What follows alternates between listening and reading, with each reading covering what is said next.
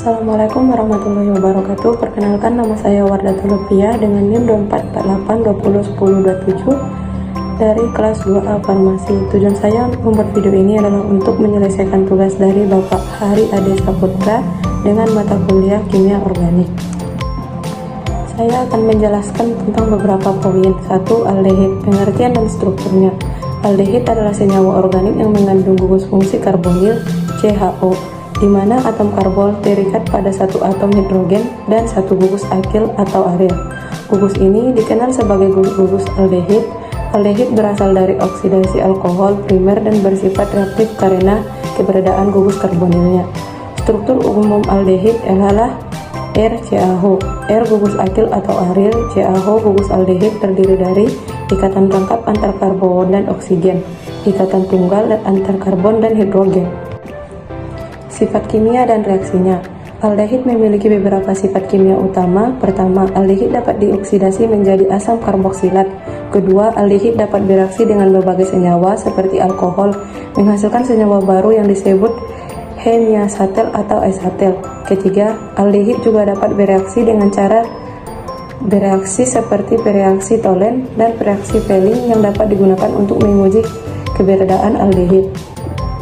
2. Keton. Definisi dan ciri-ciri keton.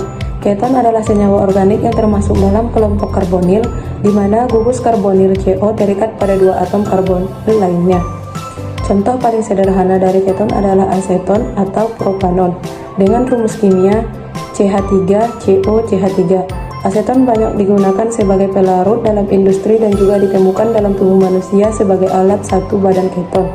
Ciri-ciri keton: tidak memiliki gugus OH seperti alkohol, tidak memiliki atom hidrogen yang langsung terikat pada gugus karbonil seperti aldehid, lebih polar dibandingkan hidrokarbon, tapi kurang polar dibandingkan alkohol. Reaksi dan identifikasi keton. Keton cukup relatif terhadap beberapa reagen karena memiliki gugus karbonil atau CO. Beberapa reaksi penting seperti reaksi adisi nukleofilik, reaksi reduksi, dan reaksi dengan hidrazin.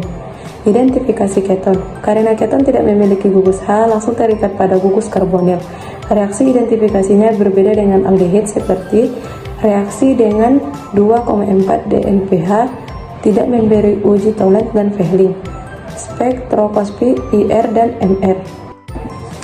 3. Karbohidrat. Klasifikasi karbohidrat. Klasifikasi karbohidrat didasarkan pada jumlah unit gula atau sakarida yang dikandungnya. Berikut penjelasannya secara ringkas dan sistematis. 1. Monosakarida atau gula sederhana. Tidak dapat dihidrolisis menjadi gula yang lebih sederhana, contohnya glukosa, fruktosa, dan galaktosa.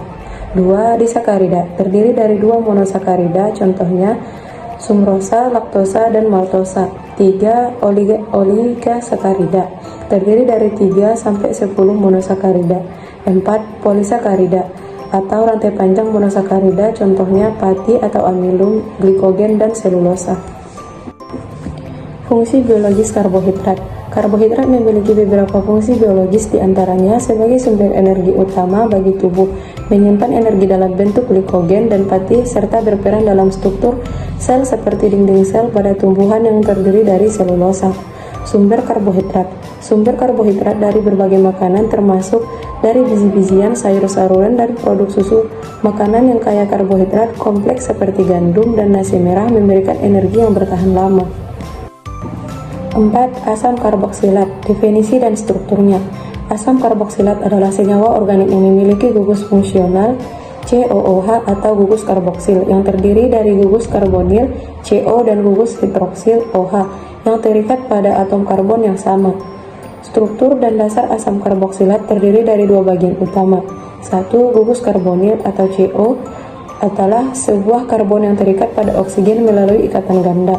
2. Gugus hidroksil atau OH adalah sebuah hidroksil OH terikat pada karbon yang sama dengan karbonil. Sifat dan reaksi asam karboksilat. Sifat asam karboksilat memiliki sejumlah sifat yang membuatnya unik dibandingkan dengan senyawa organik lainnya, seperti sifat asam titik didih dan titik lebur yang tinggi kelarutan dalam air dapat membentuk garam. Reaksi asam karboksilat dapat terlibat dalam berbagai reaksi kimia yang penting seperti reaksi reduksi, reaksi esterifikasi, reaksi dekarboksilasi, reaksi dengan asam, dan reaksi dengan halogen atau halogenasi. 5. Lemak. Struktur dan fungsi lemak. Lemak yang juga dikenal sebagai lipid adalah senyawa organik yang terdiri dari karbon C, hidrogen, dan oksigen.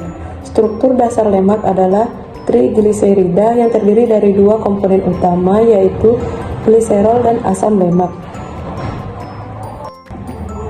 Tipe-tipe lemak. Lemak dapat dibedakan menjadi lemak jenuh yang memadat pada suhu kamar dan lemak tidak jenuh yang cair. Contoh lemak jenuh adalah mentega, sedangkan minyak zaitun adalah mengandung lemak yang tak jenuh. Peran dalam metabolisme. Lemak memiliki peran yang sangat penting dalam metabolisme tubuh. Lemak tidak hanya berfungsi sebagai sumber energi, tetapi juga memiliki berbagai fungsi lainnya dalam pengaturan metabolisme tubuh dan kesehatan secara keseluruhan, seperti sumber energi, penyimpanan energi, dan transportasi vitamin yang larut dalam lemak, pembentukan hormon, isolasi dan perlindungan organ komponen membran sel, regulasi proses metabolik, dan lain sebagainya. Kesimpulan, dalam presentasi ini telah dibahas mengenai senyawa organik termasuk aldehid, keton, karbohidrat, asam karboksilat, dan lemak. Pemahaman tentang struktur, sifat, dan fungsi masing-masing senyawa ini sangat penting dalam ilmu kimia dan biologi. Sampai di sini yang dapat saya jelaskan. Saya tutup. Assalamualaikum warahmatullahi wabarakatuh.